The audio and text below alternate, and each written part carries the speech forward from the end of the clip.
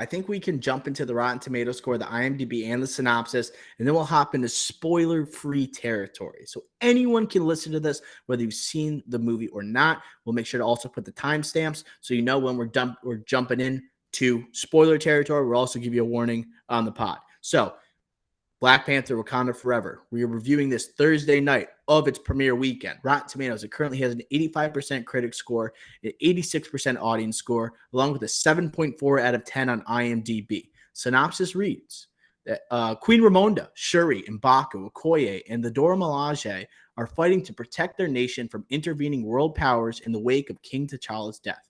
As the Wakandans strive to embrace their next chapter, the heroes must band together with Nakia and Everett Ross to forge a new path for their beloved kingdom.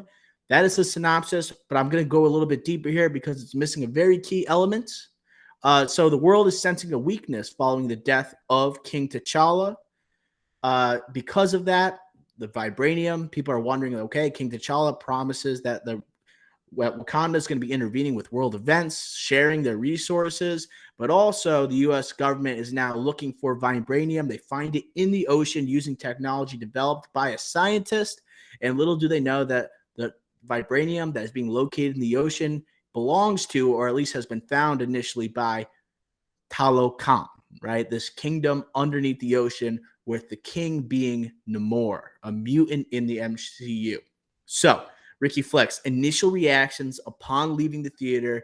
What did you think of Black Panther Wakanda Forever? These expectations were so high for this movie, right? Like, how are they going to do this without Chadwick Boseman, without T'Challa? How are they going to give his tribute, right? How are they going to deal with the situation? All-powerful Namor's coming into town. Like, how are they going to put this all together while also having a sincere, tribute to T'Challa and Chadwick Boseman? And I think they did a great job. I think they did a great job with the tribute. It was very emotional, had an impact throughout the movie, and at the end of the movie, I thought it was thorough, and you definitely felt it. I honestly think they did a great job with that. Coming out of the theater, I think that was my main thing. They did that. They hit the nail on the head. Other than that, I am a little mixed, as in how good was this, right? I think there were a lot of elements that I didn't particularly love, but it's not like I'm going to be that was a huge drawback.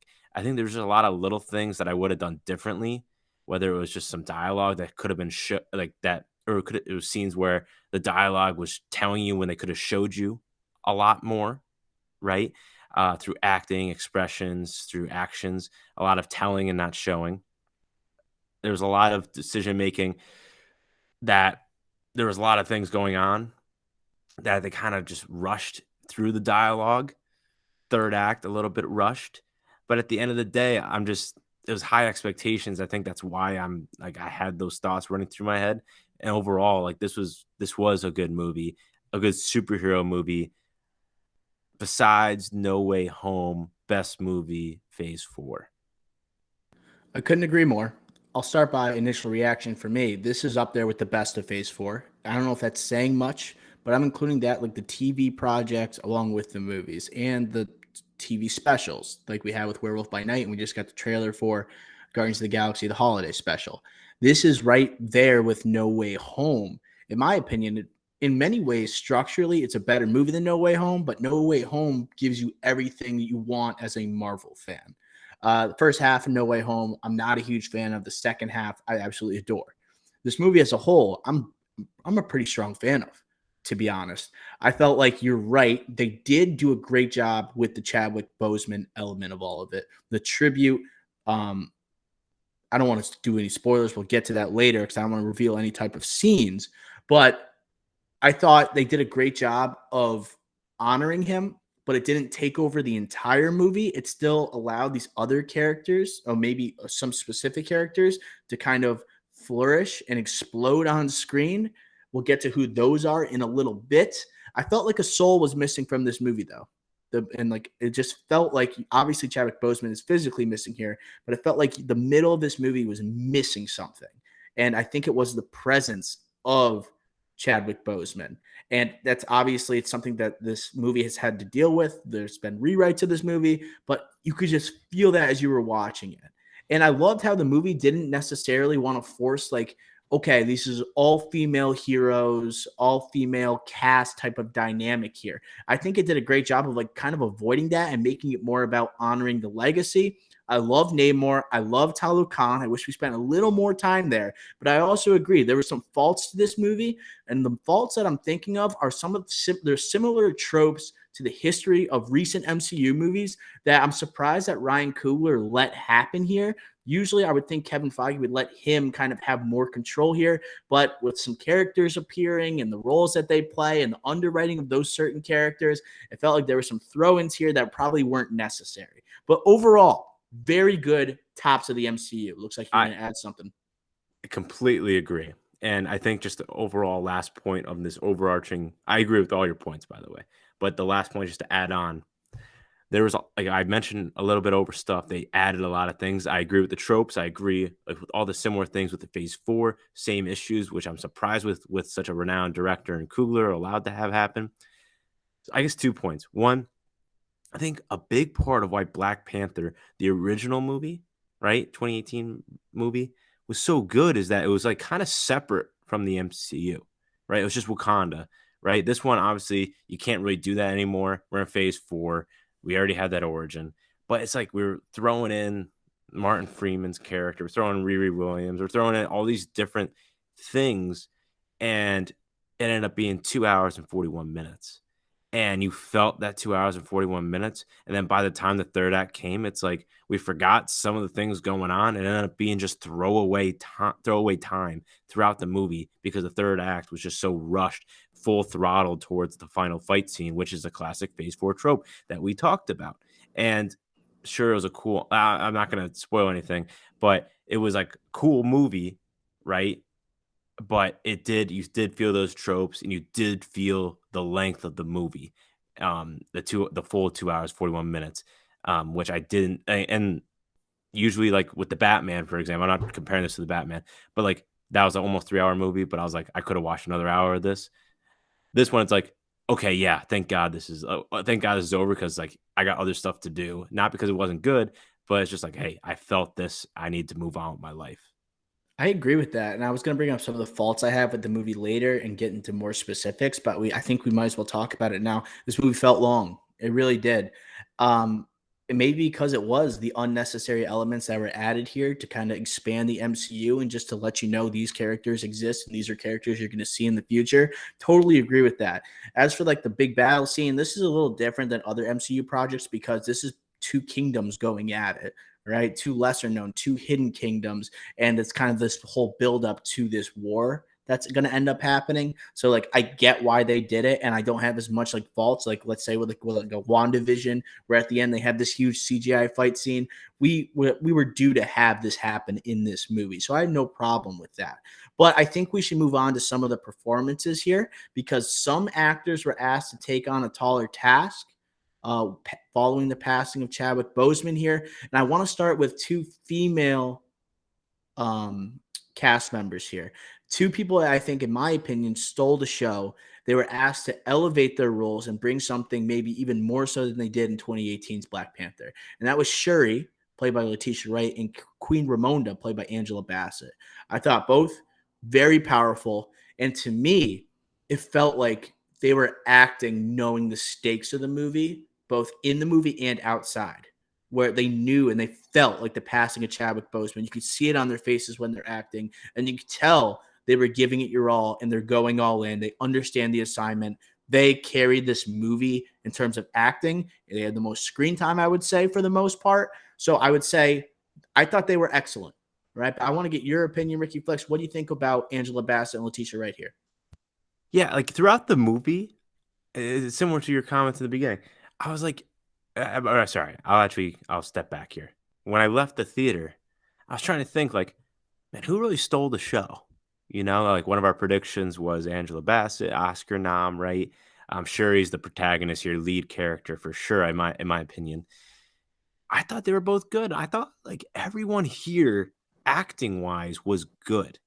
Okay, But I did feel like what you were saying in the beginning of the conversation, like something was missing, like like a presence, like I don't know. There was something missing, and it kind of goes back to what you were saying. And it's nothing against any of these actors or actresses here, because I think they all did a great job. I can't really say anyone did. Like I'm talking about everybody, not just the two that you mentioned. Everybody, I thought everyone was good.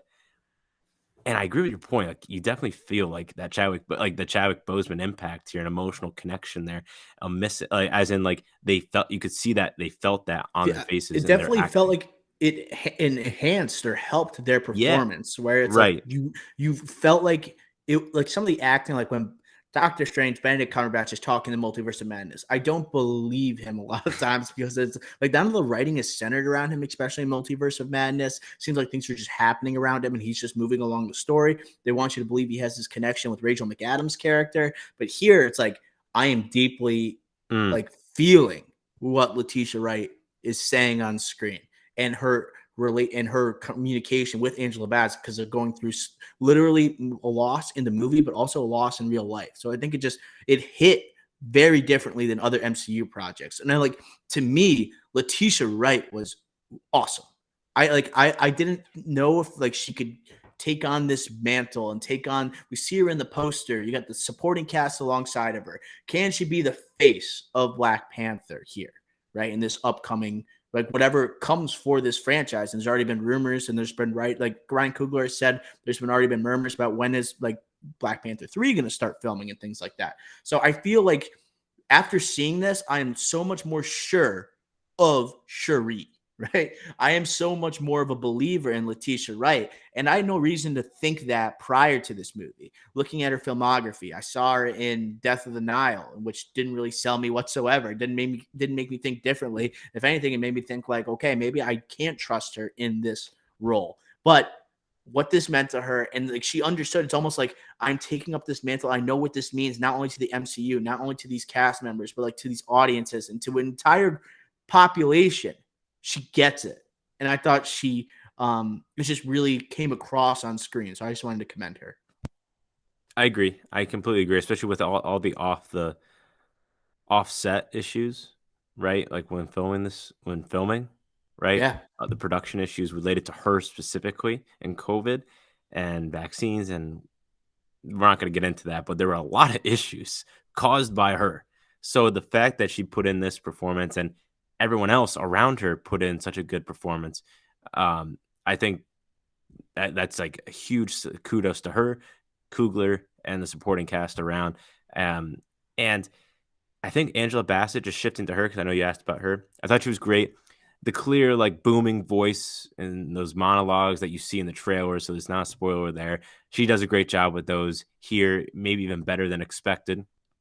As far as our prediction with Oscar nom, depends on the year of the movie. Like for me, this isn't like a Brad Pitt like walking out of Once Upon a Time in Hollywood and Dr. Earl and me are looking at each other saying he's winning Best Supporting Actor. This isn't one of those, in my opinion. But this is, I think, is okay. Let's see what kind of movie year we got going. Right? We mentioned last pod in our predictions pod. There's a lot of people, actresses, popular actors going for lead actress, supporting actress, same, but not as well renowned.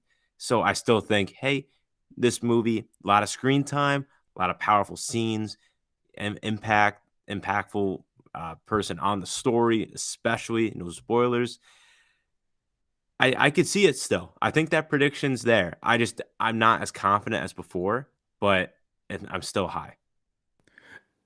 These two definitely had like the quote unquote moments of the movie. Letitia Wright more about like the actual like Marvel moments that we've come to expect in these blockbusters, ones that we call back to like when they first like when like like I don't know, no spoilers. Sorry, I was close to saying something I will not. But Angela Bassett, the moments that we see in the trailer, it feels even more powerful in the movie. I think this almost feels like, remember when Dark Knight Rises came out and people were like, it was following up the Dark Knight, obviously. Heath Ledger nominated and wins for the Joker. And people think like automatically, okay, next movie, who's going to be nominated potentially, almost like a Michael Caine as Alfred, like an older type figure, mentor type figure. And then obviously it doesn't pan out for him in that movie. He has much less screen time than anticipated. But it seems like Angela Bassett was also like that older mentor for Shuri here. And it's like you felt like that had potential. Like to me, it was like also like a major blockbuster superhero movie. Those are just like the parallels I'm thinking of. But I thought she was excellent, but I thought Leticia Wright was the best. Like if I had to pay the rank who was the best performers here, I don't want to make it a huge competition, but I thought Leticia Wright was one, and then Angela Bassett. And I think it goes to say like how good Leticia Wright was to say like she is going ahead of an Oscar nominee. Angela Bassett might have won an Oscar. I'm not even sure. No, no, she's not Nominee. nominated. What's Love Got to Do It? I think in 93, 94. So she was nominated, but like her like ascending and like basically rising to the occasion here. That's why I think also helps put this movie into like an upper tier Marvel movie. You know, maybe even if it's Phase 4, better like a better movie of Phase 4. I think if you look at the overall landscape, and maybe we'll do the Marvel tiers next week, or maybe at the end of this episode. Who knows? I think we're not going to find it in the bottom tiers for sure. Like this is definitely a sequel that earned its spot, I think, in the MCU lexicon as a successful one. Yeah, definitely Sorry. sequel. Yeah. Definitely sequel, but it's just because we talked about those two, and you're saying like, oh, best. I would say to round out like the best performances, I think that's Yep. in that tier in this movie. Then it would be like the next tier would be Tena Corta. Yeah. I am Namor. shocked. It's exactly where I was going to transition. So obviously this was like his first. Like I don't know him from anything else. This might be like I don't know. I'm looking at his Inspector, Mexican Man in Lift. Yeah, like this is probably his first prominent role in a full feature American film, English speaking film. Like because everything else, the Forever Perch, he was Juan. I Definitely don't number remember three him, in my eyes up there. but I'm shocked how like charismatic he was. Like I knew the villainous impact, just how powerful Namor is. Like I knew that was gonna be, but he's also like his introduction, like the at when you like to. I'm not in no spoilers, but I was like, wow, like this is awesome. Like the good balance, a very good balance throughout the film. I wasn't on his side, but I like had an appreciation. He like could have been an anti-hero that you root for. I could see people rooting for him in this film. I'm just like I had high expectations, but he actually blew past them. I will say, like, you look at him as a villain almost automatically when he shows up on screen. His presence, right? But you don't really know him. He's a pretty mysterious figure, right? When we're first introduced, like he is very much on the attack, right? And trying to send a message. But as the movie goes on and you understand where he came from, his origins, the loss he goes through, then I start to see and like almost my mind shifts a little bit. Like this is what an anti-hero is supposed to do in a movie, right? Take notes, Dwayne Johnson, Black Adam. Like he was a true villain for the first half of this movie, and then there's an introduction to Talo Khan. Okay, how that came to be. Then you have his mother being introduced, right, and what he's been through with her. I think that it almost shifted too because Shuri becomes a little bit of an antagonistic type of figure in the middle. Sorry, like we kind of, our feelings towards Shuri shift a little bit towards the middle of this movie, and all of a sudden you're like seeing right Namor's I guess perspective here, and you kind of get what he's going for. So I just understood his motivations as the movie went on. I thought he was charismatic. I thought he took the role seriously, which I think was important here. He wasn't trying to make light of it. He had maybe one like quick comedic moment, like a quip that he makes, but I think like he kept like the character how it should be in this movie, especially with the serious tone for the most part. Like leave like the lightheartedness to some of the protagonists, the side of the characters, supporting characters that we see in Wakanda, and just I think he nailed this.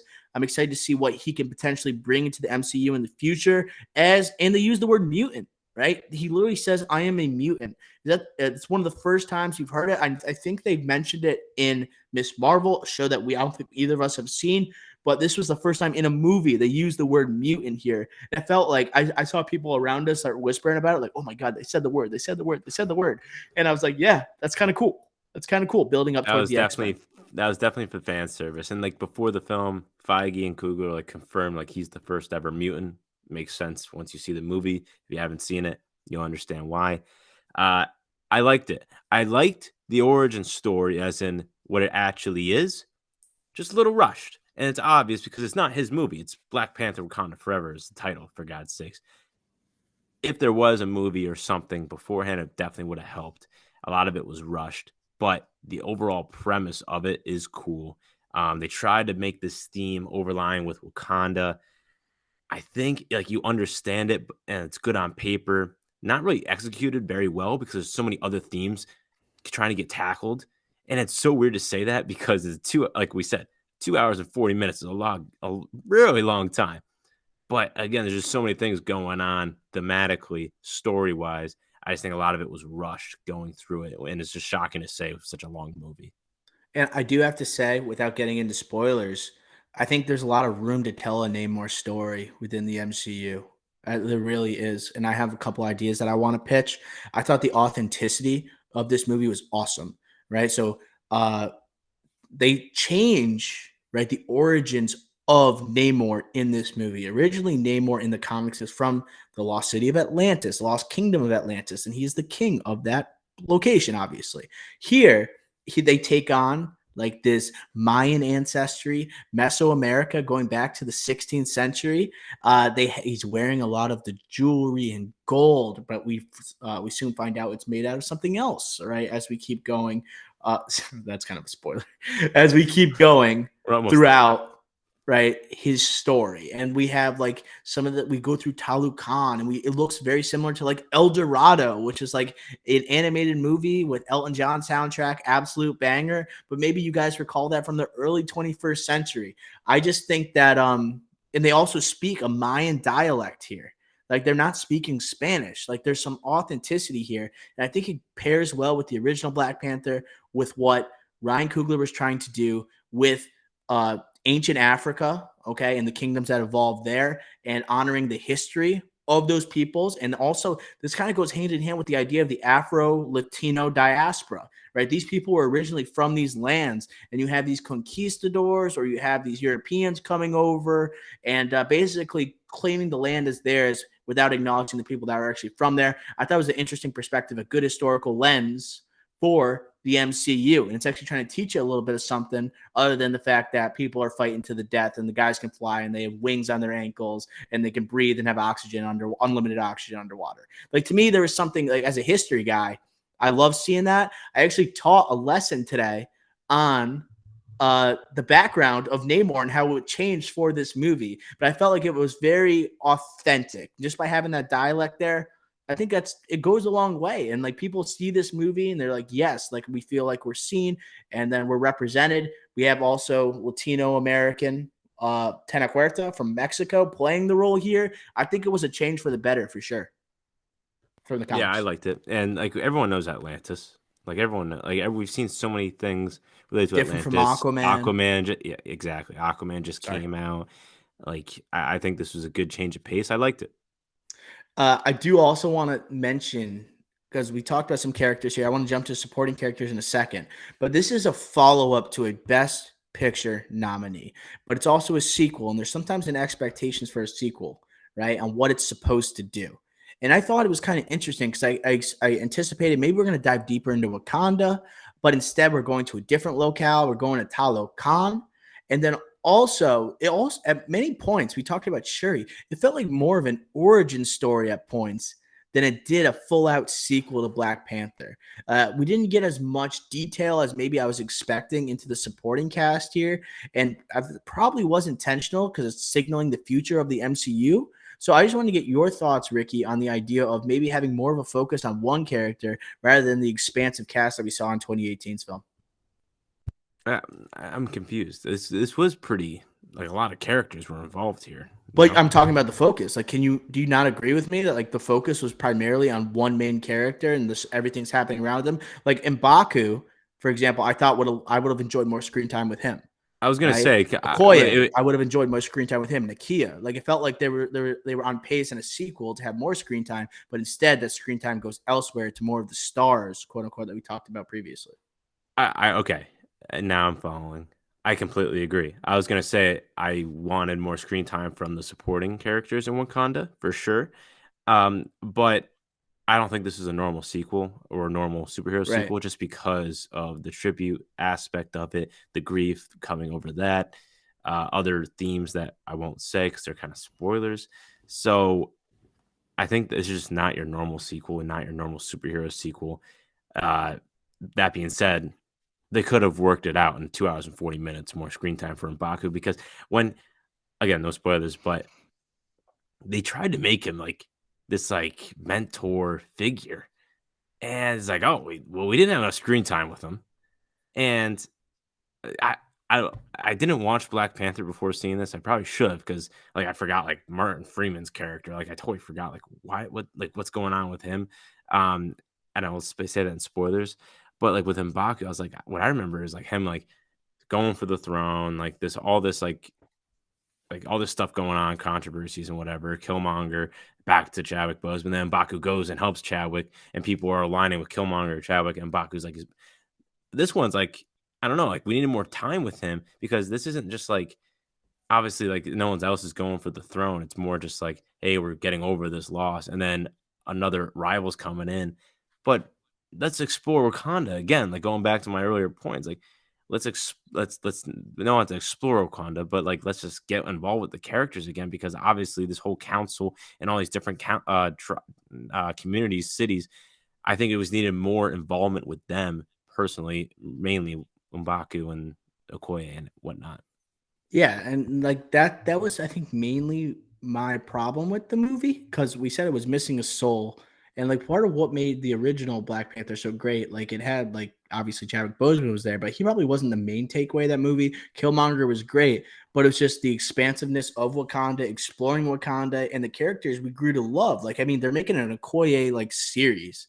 So you think they would show maybe a little bit more Okoye, like M'Baku was like rumored, like, is this guy going to be the next Black Panther? And then we get like what we get in this movie, and it's like a character that diverts a lot from the original Black Panther. And I just and like Nakia, someone that we grew to love, we haven't seen much in the MCU beyond Black Panther. We're hoping we're going to see more of her in Wakanda Forever. It just felt like there was a lot of like, okay, let's focus more on, let's go all in on these characters and let's pull back from these other ones that people I think really associated with, and they love the actors that portray those characters in the MCU. I think that was just my primary takeaway. But before we jump into spoilers, and before we jump to our scores for this movie, which we will do, and I reserve the right to change because I coming off like an hour after watching it. But I want to say like more about your thoughts with the movie. You mentioned like MCU tropes that the movie falls to, or falls like I guess they succumb to. Like, what are we talking about there? Like, what were your primary issues, I guess, with it? Um, well, it's hard to say without spoilers, but like for example, like the Riri Williams, I We can liked her talk a about lot. her. Yes. Dominic Thorne, I thought she was great, but she seemed like more of a throwaway. Like it didn't seem impactful, Didn't seem important. genuine. I thought it was more of a Yeah, plot device, like her yeah, inclusion. like that's a Marvel trope to go before the series. Like I agree. I thought that was a mistake, We didn't need and her. didn't need her at all. Even though I liked her, but didn't need her. Um, the third act again. It's like you have no spoilers. You have the second act, the conclusion of that, the inciting incident that leads into the third act, and you had the same thing in Shang-Chi and Black Widow. You had the same, and even No Way Home. You had the same thing, but No Way Home, I thought the third act it came together because it kind of had to with all the different elements and characters, right? But from different universes. But here, it's the same thing with Shang-Chi and Black Widow. It was like full throw, pedal to the metal. Let's just finish this movie and a huge fight at the end. Not necessarily CGI, same effect, but and we'll get into spoilers. But I'm trying to say this without spoiling it. But I just feel like the third act was just rushed, and all of a sudden the movie's already back to like square one, rounding about with the Chadwick Boseman tribute. I don't know how to say it without spoiling it. I'm just saying it felt rushed at the third act. Okay. It felt rushed at the end. I thought like like you talk about Riri Williams. I thought Dominique Thorne is great. I liked her in Judas and the Black Messiah. I think she's going to do great in her series. I'm confident after watching her as Riri Williams. Like, I think this could work. I do want to say, or repeat, I guess, she was unnecessary. She was a plot device. And it felt like Marvel said, looked at this as an opportunity. We can have Riri Williams here, and then it can lead into a phase 5 project. And you see maybe the connection with Shuri, right? Two very bright people, right? And I think I think it also plays in. We have to bring up the fact that her CGI looked terrible in the third act. And you wouldn't go with like Marvel faults that we've seen of recent history. The CGI was really, really bad. It looked like almost a video game. It looked like a Power Ranger of some sort, maybe a Transformer, but like even less of a quality than like the Michael Bay films. It was really, really bad in my opinion. It just looked like a blob with a couple crevices. And when they show her face, like it's just I almost die inside a little bit when I see like just her. Imagine Dominique Thorne inside this black box with a red square in front of her, and we want to pretend like she's the next Iron Man. Like I felt like I was dying a bit inside. Like, man, they didn't have to do this. The movie would have been great if we just had Namor being introduced and you have Wakanda on the other side. Like that would have been fine with me. It would have made a much better movie. It almost felt like a moment that Angela Bassett was going to have with like Riri Williams, where that's why she was included in the movie at all. I also thought like since with the MCU, a lot of times they do shortcuts with the writing. A lot of times you feel that it's a 3-hour film. They're making different cuts. There was some, I guess, convenient writing for some of these Very convenient. transitions. And I had a problem with that. Yeah. All right. So before we get to the spoiler section, I do want to reveal our scores for those who haven't seen the movie and aren't going to continue with the podcast. But Ricky Flex, I want to know what you gave Black Panther Wakanda Forever. Well, after you see the movie, come back for the spoilers because that's going to be fun. I gave it a 73. And again, you said we just finished this movie, so we have the right to change it. This is the best movie of Phase 4. I want to go higher. I will have to see it again. I really liked all these characters, and I overall, like thematically, I thought it worked. It all worked. I just think it was a lot in 2 hours and 40 minutes, and I think it could have been executed better. And lastly, I think I should just say one last time, going back to our predictions with Namor here, that I am pleasantly surprised with him and how they wrote that character. And not just, well, I'm not talking about the origin and background, but I'm just saying like at like his performance, T Huerta. Huerta. Thank you. But just like his performance and then the style of villain they portrayed. They didn't lean too villainy or too comedic. They had a nice balance and a presence about it. And I was worried about that. And those worries were quickly put aside after his entrance into the film. So I just wanted to compliment that one more time. 73 out of 100 for me. Yeah, that big 3, I think, puts it over the top. It actually provides like some substance with this acting in a Marvel movie. Like Tena Huerta, I can't wait to see him in further projects. And I think like Leticia Wright really understood the assignment. Angela Bassett also understood it, really took on this task, rose to the occasion. And I thought like this is with like the tough hand they were dealt. I think Ryan Coogler did an amazing job. And there are definitely some moments here that I was choking up a bit. I felt emotional. I felt myself sinking into my seat a little bit like, wow, this is pretty powerful for a blockbuster movie. So I'm giving it an 83 out of 100, Ricky Flex. 83 out of 100.